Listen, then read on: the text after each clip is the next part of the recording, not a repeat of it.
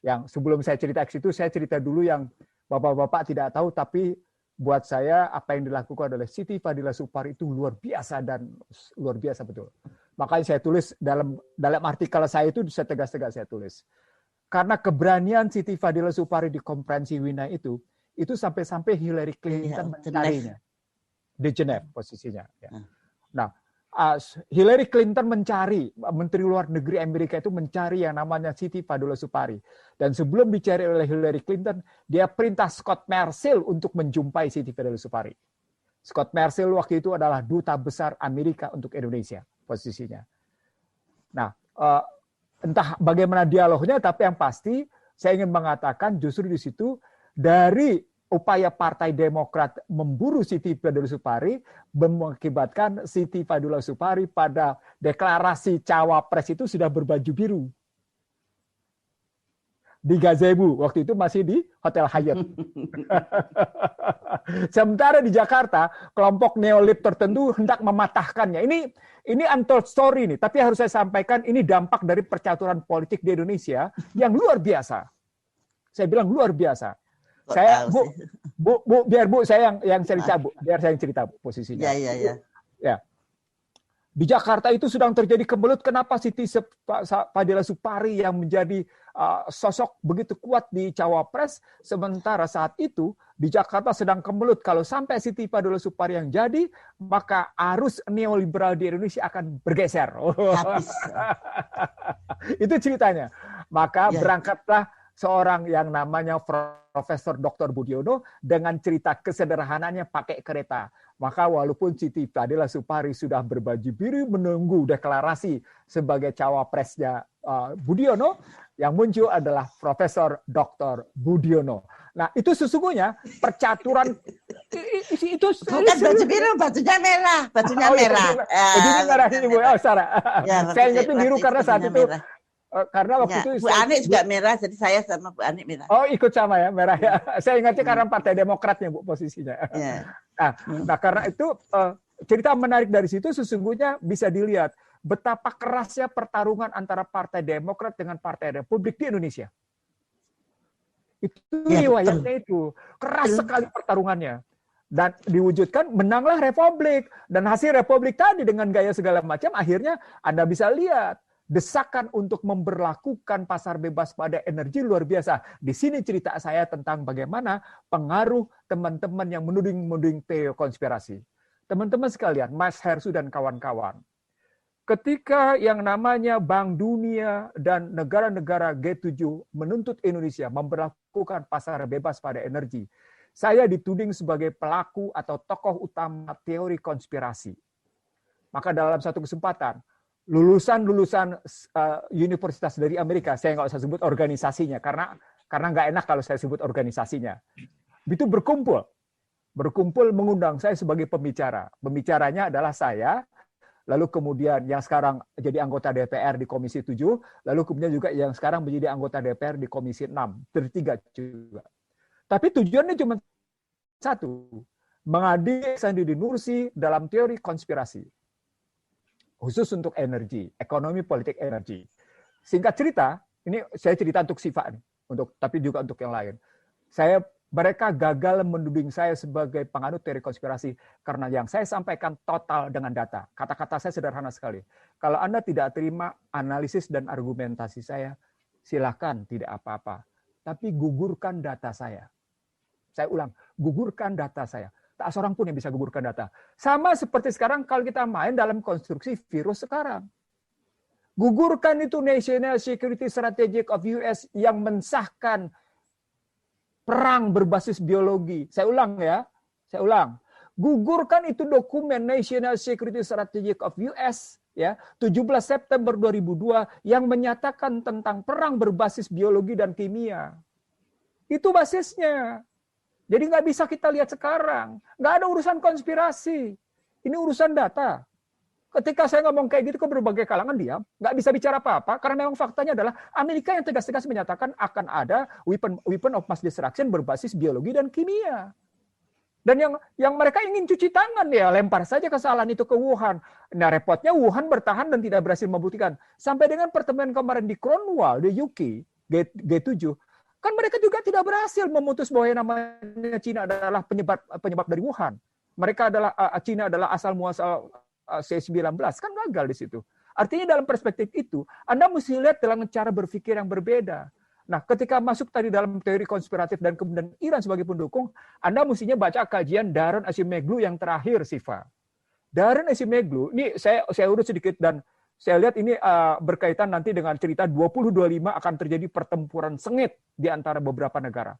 Saya bilang 2025. Jadi berkaitan dengan vaksin dan berkaitan dengan digital currency dan ujungnya akan terjadi pertarungan sengit di beberapa teluk. Dan ini sudah mereka nyatakan secara terbuka lewat National Defense Strategy of US. Mereka sudah nyatakan terbuka. Bagaimana cara ngelihatnya? Kalau di 2007-2008 mereka melihat sudah terjadi pergeseran dari unipolar ke multipolar, itu berarti Amerika tidak gagal mempertahankan posisi sebagai satu-satunya adidaya global. Karena terjadi pergeseran unipolar ke multipolar. Pergeseran ini ternyata berlanjut ketika yang namanya Amerika tidak mampu mempertahankan posisi multipolar dalam konstruksi kalah melawan Cina di berbagai hal. Yang inilah kemudian yang membuat beberapa member of secret society itu melakukan kompromi. Kompromi itulah yang saya sebut tadi betapa Xi Jinping melakukan pertemuan berkali-kali dengan Obama sebelum cerita pemilu 2016 di Amerika. Nah, sampai di sini bisa kita lihat ternyata pergeseran unipolar ke multipolar itu tidak berhenti sampai di situ. Karena kemelut dari vaksin ini dan peperangan yang sudah sampai pada demikian tajam ya, termasuk oleh Cina Selatan dan terakhir bagaimana soal persaingan teknologi di antariksa, mereka kan bilang begini, yang terakhir yang saya baca, ketika yang namanya Cina berhasil mendarat di bulan terjauh dan kemudian mereka saling bersaing dalam membentuk stasiun antariksa, mereka bilangnya sendiri begini. Ini Cina makin hari makin memperpendek kesenjangan teknologinya dengan Amerika dalam persoalan teknologi luar angkasa. Apa artinya? Artinya sesungguhnya terjadi pergeseran tajam dari posisi multipolar ke posisi polar yang baru. Nah, unipolarnya ke multipolar, multipolarnya bergeser lagi. Nah, di multipolarnya itu kata Daron Acemoglu terakhir ini sudah menjadi quadripolar. Siapa saja dia? Nah, ini menyangkut nanti 2025. Siapa saja dia? Disebutlah antara lain oleh Daron Acemoglu, Rusia, Cina, Amerika, Amerika tentu UE termasuk di dalamnya, lalu Asia yang tersisa 4 posisinya. Tetapi yang menarik dari posisi kayak gitu, justru ketika masuk ke dalam kecamuk perang Laut Cina Selatan, ada beberapa kesepakatan yang bisa terjadi secara diam-diam antara Amerika dengan Cina, sehingga berhadapannya nanti dengan yang namanya Rusia. Nah, Rusia kemudian mengambil pola kerjasama tersendiri sehingga terbentuk yang namanya pertarungan bipolar secara tajam. Nah, ketika kita ngambil ke situ, di mana posisi Iran?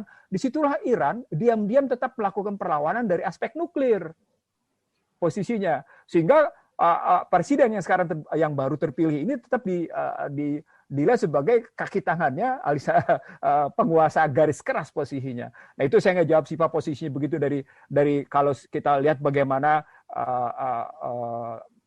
kajian-kajian yang muncul di sana. Lalu saya terusin ke soal virus baru. Selama yang namanya biologi masih berkembang, ya. Bung Isa juga memberi konteks Indonesia. Saya kira di mana posisi Indonesia itu penting Anda ini kan, Anda turunkan nantinya. The middle of nowhere. Nowhere? Yang empat tadi, yang kuadrit. The middle of nowhere, nggak ada apa-apanya. Nggak ada apa-apanya. Nggak ada kekuatan apa-apa. Mungkin 2035.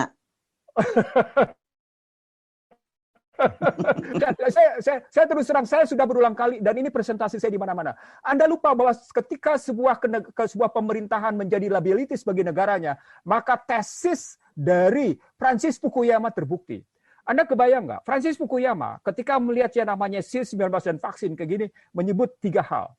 betapa pentingnya kepemimpinan efektif, betapa pentingnya namanya kebijakan efektif, betapa pentingnya agenda yang efektif. Saya tambahin 2, dukungan yang efektif dan kepercayaan masyarakat yang efektif. 5-5-nya Indonesia nggak punya. Nggak ada. Ya. Anda mau ngomong apa? Ya nggak ada posisinya. Itu akhirnya pemerintahannya menjadi liabilities bagi masyarakat. Anda bisa lihat sekarang dalam posisi yang sekarang perpanjangan ini. Liabilities, dia tidak merupakan jadi aset. Jadi saya ngomongnya pakai jelas saja. Nggak merupakan aset bagi masyarakat untuk menyelesaikan masalah. Itu fakta. Makanya kemudian protes ada di mana-mana posisinya begitu. Kalau Anda bicara Indonesia posisi mana? Nggak di mana-mana. Nggak punya daya kok posisinya. Anda punya sumber daya bagus, Anda punya lalu lintas bagus, Anda punya posisi-posisi lebih bagus yang semuanya dimanfaatkan oleh kepentingan luar. Habis semua. Saya tidak dalam posisi pesimis. Saya ingin mengatakan justru di sini saya mengatakan bahwa kekuatan masyarakatlah yang sesungguhnya masih kekuatan optimis luar biasa. Dan itu sama sekali tidak diberdayakan oleh pemerintah. Kenapa? Karena pemerintah dengan masyarakatnya mengambil jarak habis-habisan.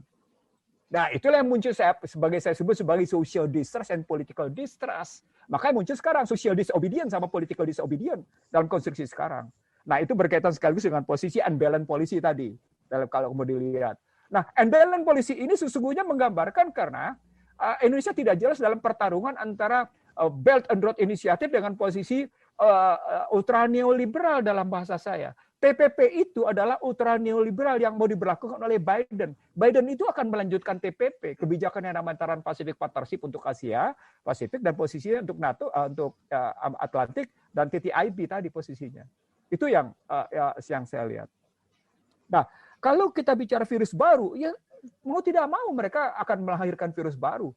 Karena buat mereka keunggulan melahirkan virus baru dengan perekayasaan cuaca adalah kemampuan untuk mendikte sebuah negara.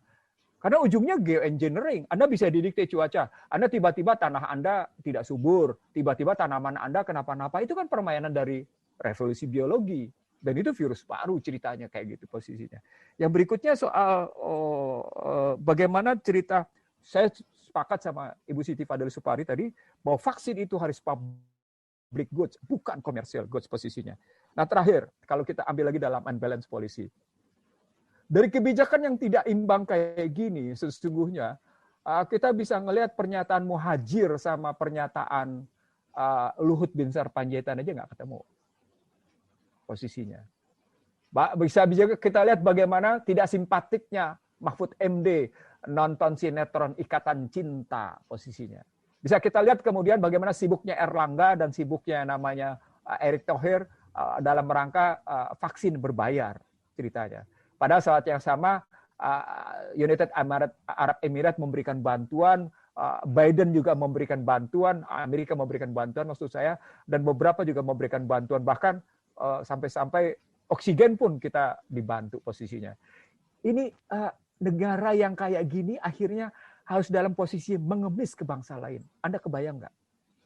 Dan yang paling menarik adalah ketika hutang sudah mencapai 6.600 triliun, yang kejadian adalah kita turun kelas.